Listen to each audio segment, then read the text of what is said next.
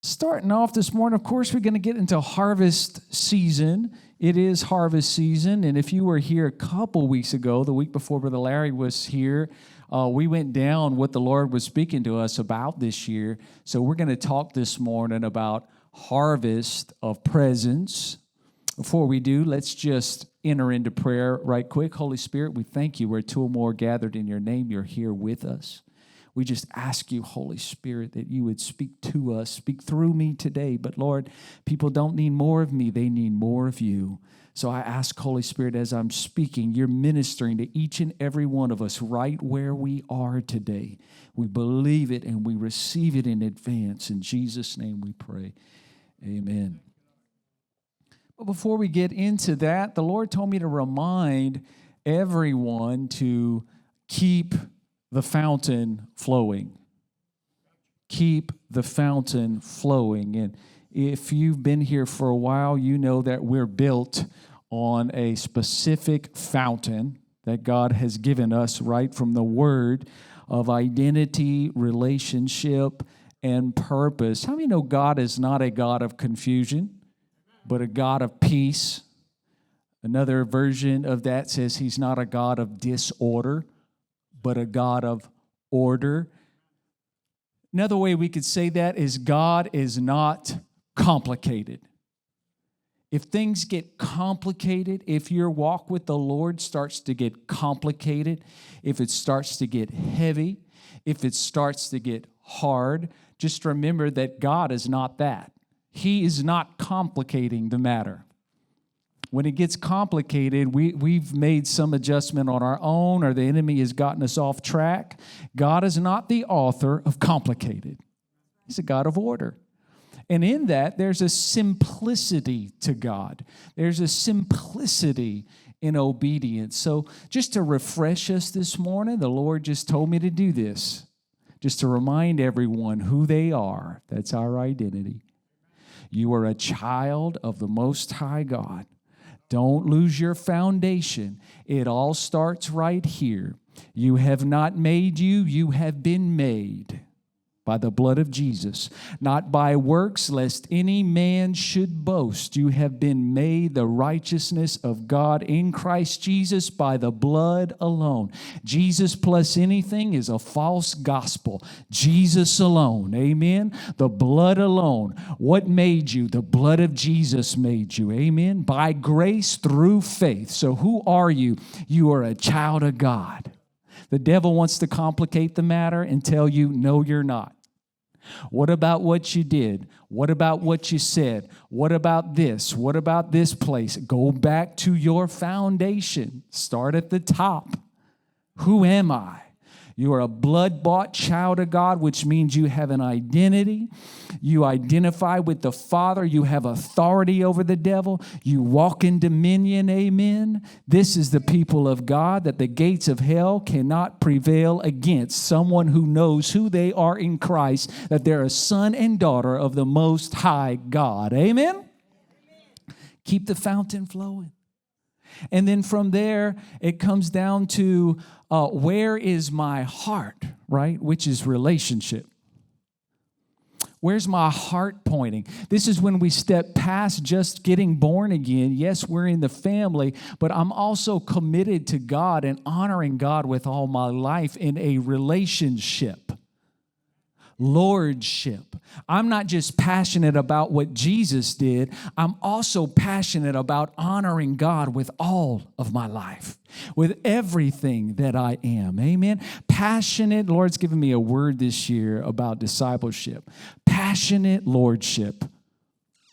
I'm passionate Passionate fellowship. I'm passionate about following him, not just what he did, but my response to what he did. Because of what he did, I can have this relationship, intimacy with him, honoring him with all that I am. Amen? And not just where my heart is, the direction of my heart, because that's what relationship is. The direction of your heart. I'm not pointing my life in other ways. I'm pointing my life towards the Lord. Let this refresh your heart this morning. But also, what are my priorities? God is not the author of complicated. Amen? This is your purpose. Realign the beginning of this year. Use this as an opportunity to realign. What are my priorities? Well, you and me have different callings, but you and me have three exact purposes. Every single one of us. We're all called to be worshipers. So the first thing I do is align my life with this, my priority. Lord, I want to honor you with all of my life. I'm going to honor you, Lord, as a lifestyle of worship in the way that I live my life, the way I conduct my life, the way I do my job, the way I do everything I do is worship unto you. That's a priority. Second thing is we are all called to a family. There's people in our lives that we're all called to. We can't get away from that. That's a priority. That is all of us have a calling to live our lives out with the people that God is, and honor that. So I don't just honor this relationship with the Lord, but I honor the people that he's put and placed in my life. I honor you by the way I live. Amen? Don't you think that's important for the pastor? Well, don't you think it's important for you too? That you honor the people that God's called you to, that you honor your family. I've been thinking of that old country song. My wife hates it. Where the man says, I'll try to love only you. Can you imagine at your wedding, the husband tells the wife, listen, I'm going to try to love only you. It's not much of a covenant if you're already telling them from the beginning, I'm going to try, but I can't give you any promises. But the way I conduct my life is a priority before God and honoring you as well. And then the last thing is we all have something to give. I don't have what you have, but I'm responsible as a priority in my life to give away what God has given me.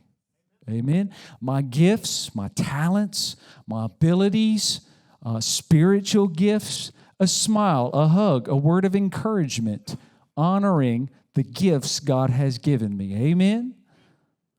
And then the last thing, as we're just doing a refresher here, it doesn't fall within identity, relationship, and purpose, but it's important because it goes on to help us see, how do I walk? So that's the foundation, right? And the fountain is flowing, but I walk in love because God is love. That means I walk in forgiveness. I walk in faith. The just shall live by faith. We can't leave that out of the equation. We're walking from faith to faith and glory to glory. Amen. And then we also walk led by the Holy Spirit. We're not just out here doing anything we want to. We are led by Him, and this is how we walk. We check with Him all the time. Remember our series? He's present with us. So let this be a refresher to keep the fountain flowing. Keep your identity in God straight. Keep your priorities in God straight, your relationship and lordship. Stay passionate about loving Him. Amen.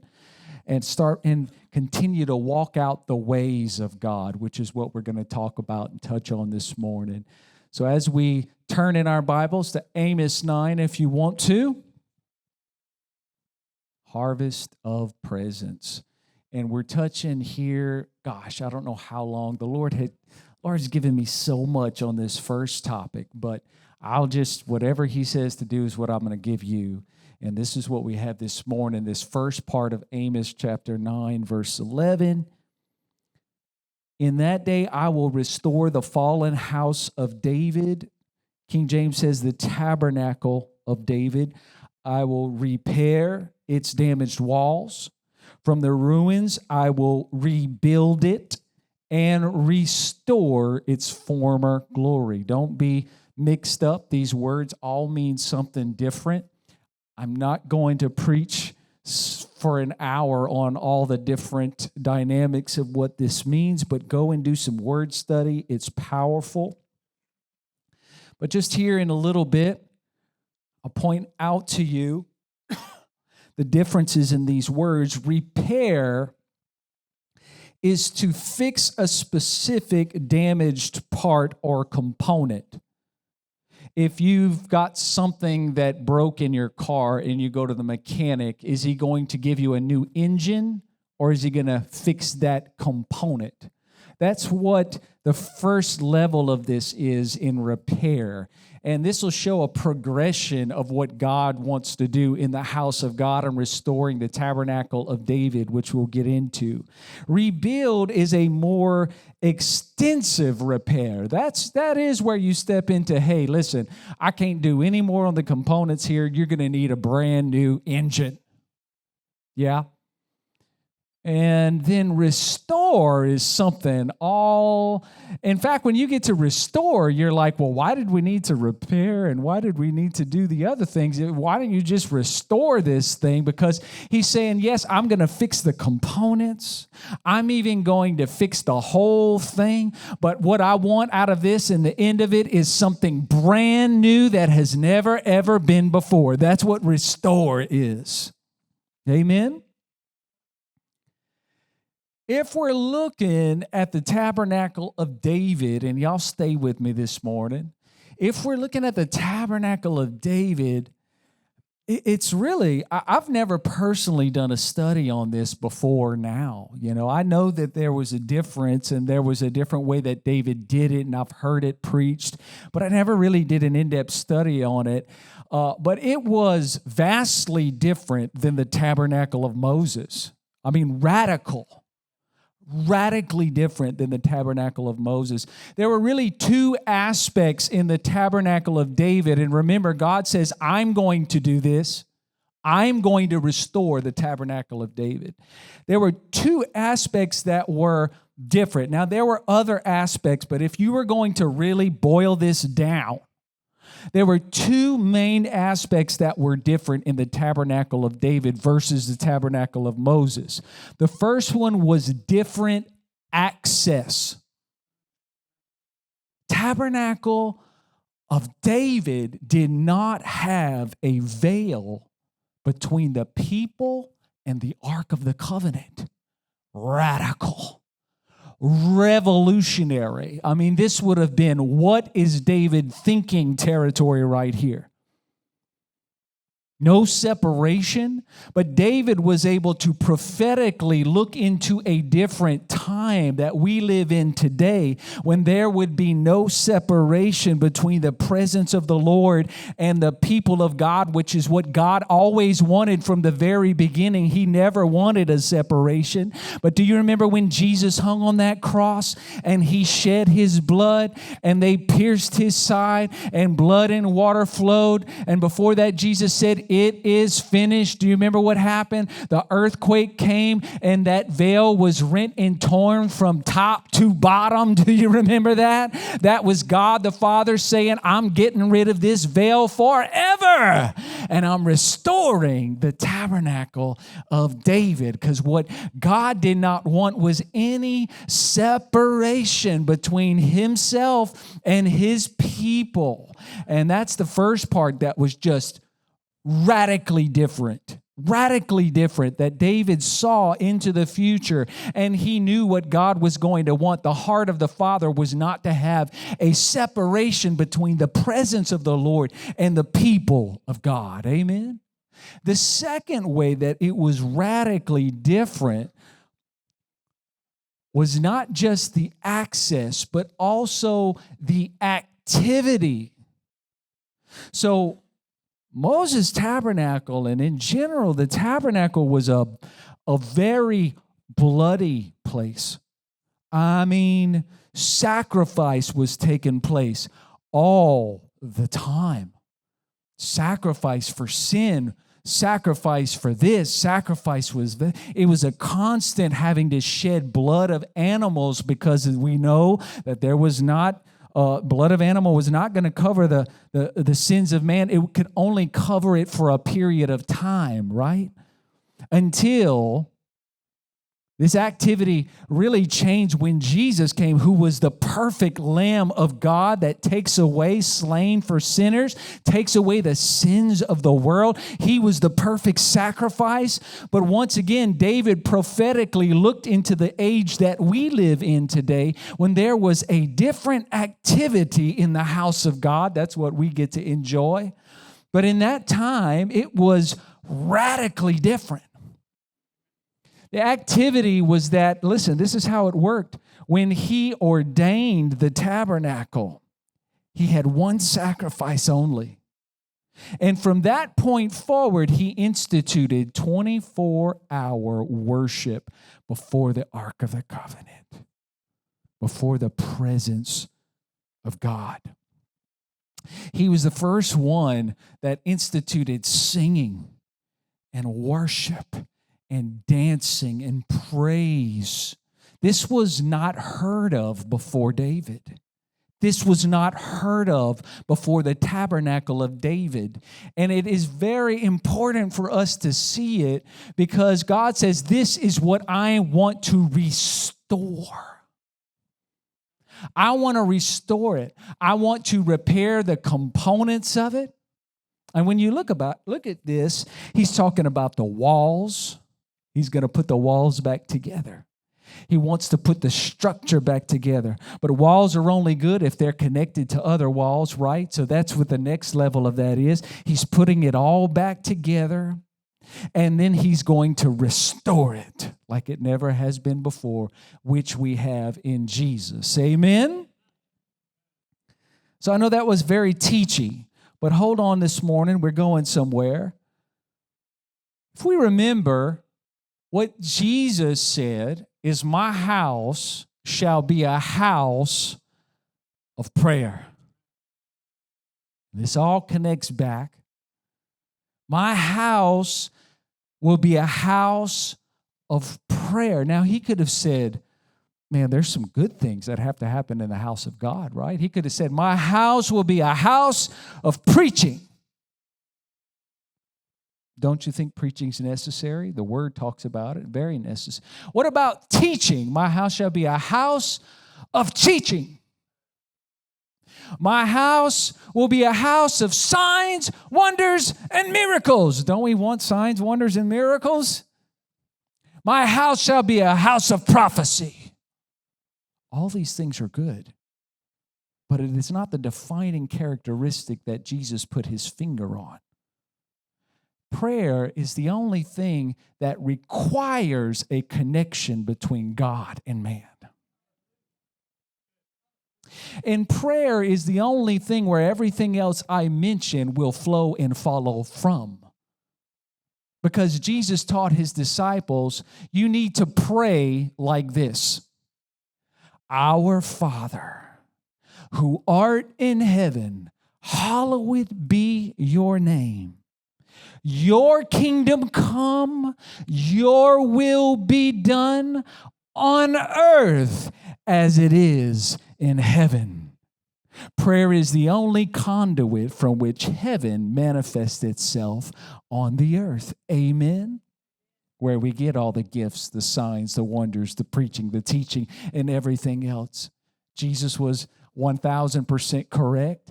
My house will be a house of prayer. I want to give you a statement this morning the Lord gave me.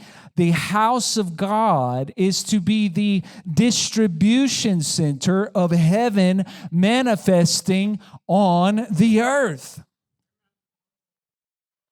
I'll say it again. The house of God is to be a distribution center. This is why it has to be a house of prayer.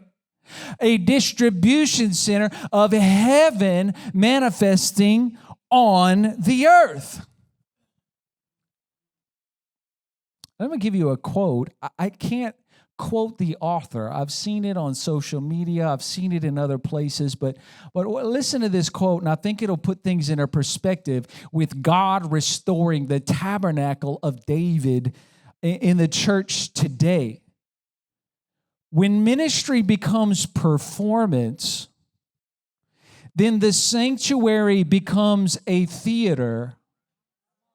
The congregation becomes an audience, and worship becomes entertainment, and man's applause and approval become the measure of success. I think this is an indictment on the modern church, and it is the reason that God is prophetically speaking into this day that I am going to restore the tabernacle of David. I'm going to restore my house of prayer. And God says, I'm going to do it. I don't need any help to do it. I'm going to put the walls back together. I'm going to restore it like it's never been seen before, because I will have a house where my presence dwells.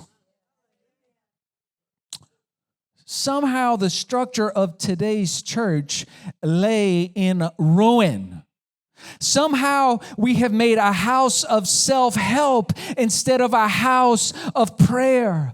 A house where we are trying to make heaven adjust to earth instead of heaven coming and changing earth. A house to serve me and my needs instead of the place where the presence of God radically changes me. A house where I ask God to conform to my image instead of a place where I conform to His image. Glory to God. Amen. Y'all getting me excited this morning. So we come down to this, it reduces down to, are we going to do it my way or God's way? And the essence of sin, and listen to this, it's going to be on the screen. The essence of sin is man's ways. That's the, if you really come down to it, man's ways. Man's ways are prideful, and pride says, I know better than God. Do y'all remember in the garden, the tree of the knowledge of good and evil? God said, don't eat it. And the devil worked on them long enough, and they ate it. The essence of that, though, was, I know God said, but I know better than God. All sin falls in this category. I know God said this was the right way, but I know better than God, and I want it this way. Obstinate. We might get into it in the weeks to come, but you know, there's a scripture that said that Lucifer, Satan, was created. He was perfect on the day of his creation until iniquity was found in him. He must have had free will, right? Until this word iniquity, perverseness is a definition of that. And the root of that word is obstinance. I will have it my way. I know you said this way, but I want it this way. I know better than God. My ways are God's ways. Hallelujah. I'll just leave us here with some quotes here. Pure is potent. You know, the Holy Spirit, there's few times that we say Holy Spirit without saying the power of the Holy Spirit. Why is He so powerful? His power is almost synonymous with his holiness, right? Because he's so pure. We've preached before about pure things and how pure things are so powerful. We've talked about how water in its purest form, you can't even really touch it because it will even etch glass. Pure things are powerful. Pure is potent. The power of the Holy Spirit, the potency of the Holy Spirit. God's ways are pure. Amen? Man's ways are impure. God's ways are omnipotent. That's all powerful. Man's ways are impotent. That's absence of power. When we say God manifest heaven here on earth, what we are saying is, God, manifest your ways over my ways. And this is the heart of worship. I know it feels like we're just kind of going in this circle here. This is the heart of worship. We want a harvest. We've heard prophetic word already this year about a harvest of finances and people and growth and legacy and just, Brother Larry, last week, surprises. God's going to unleash just suddenlies over us, but I believe the Lord wants us to start right here. Can we have a heart first for a harvest, not of all the other things first, but seek first the kingdom of God, seek first the ways of God, seek first the heart that God, first what I want is a harvest of your presence in my life. We're fasting, right? Oh, can you feel just the energy of the Holy Spirit during this 21-day fast and the nudges and the pushes of the Spirit to go deeper into God?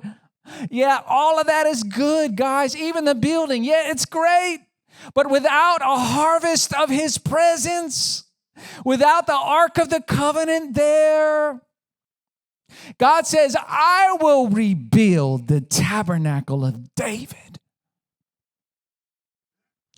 I'll put my presence back in the tabernacle. Oh, but God, we don't need. Listen, we've already got it figured out. I've gone to the church growth conference. I already know how to do it, Lord. Don't worry about it. We don't actually need that to mess us up. No, God. We don't want that kind of church. No, that's not the house we have built for ourselves, God. Don't you understand? We don't want the tabernacle of David. We know how to do this. We know how to sing the right song. I know how to lead them through the right steps of discipleship. And I know how to put them in a small group when they need a small group. And we know how to say it. And we know how to dress it. And we know how to put the pretty graphics up. And we know what to do church, God. Don't mess up my church with your tabernacle of David.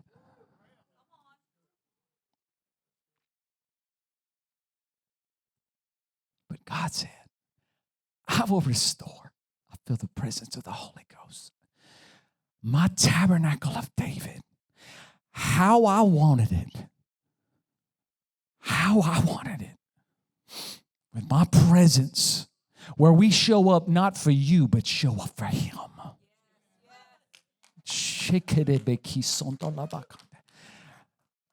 People will come when there's power, people. People will come. I go to Walmart because they have what I need. If I've got to do all the 10 points of corporate marketing to get people to come to this church, I might as well go work for Walmart. People will come for the power, and the power comes when we are pure and we are potent. And when we say, God, I don't care what it costs me, I want your ways over my ways.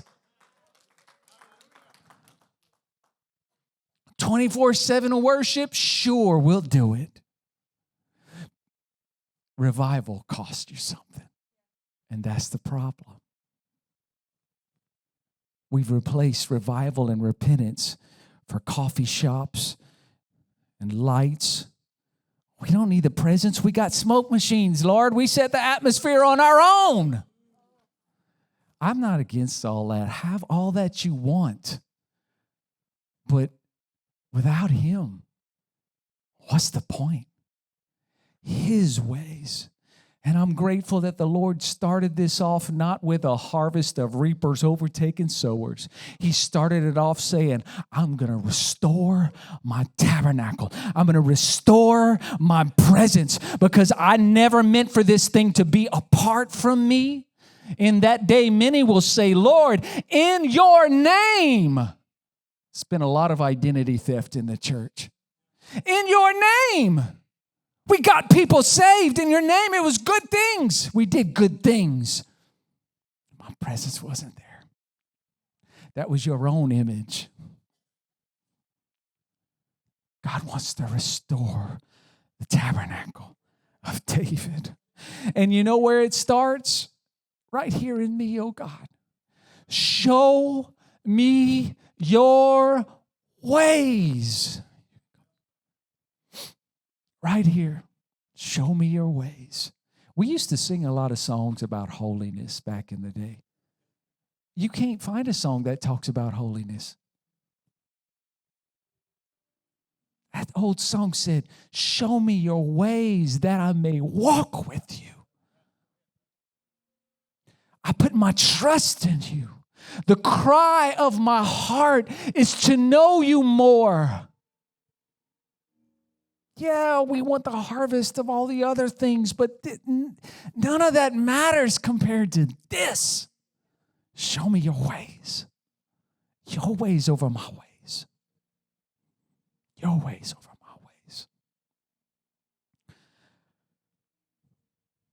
Psalms 18:30, as for God, His way is perfect. The word of the Lord is proven. You don't get to prove it. It's already proven. If it's off, if my ways are off, He don't change. I change. His ways are proven. Show me your ways. When I worship, I'm exalting His ways over my ways. Repentance is God's ways over my ways. And don't forget to include repentance into your relationship with the Lord. Repentance isn't negative, it's an upgrade. And I'll leave you with this last scripture, Romans 12:1-2. I beseech you, therefore, brethren, by the mercies of God, that you present your bodies as a living sacrifice, holy and acceptable to God, which is your passionate service. And do not be conformed to this world, but be transformed by the renewing of your mind, that you may prove what is that good and acceptable and perfect will of God. Here we are, Lord. It's me, oh God, standing in the need of prayer. God, I'm asking you to repair, rebuild, and restore the tabernacle in my life. Know we not that our bodies are the temples of the Holy Ghost? It starts right here. Like Pastor Wells used to say, draw a circle around you and say, right here, God, this is where revival is going to start. Right here, right here. Show me your ways. That's all that matters. Not my way, your ways. I must decrease so you can increase. Hallelujah. To the blood we have access. By the Holy Spirit, let our lives be 24/7 worship unto you, O God. That was your will, and it's still your will. It's a lifestyle of worship. Exalt your ways over my ways. And any way in me that is not aligned with you must bow down. Must bow down. Must surrender. The obstinates must stop. I must surrender my way to your way. Hallelujah. All stand to our feet this morning.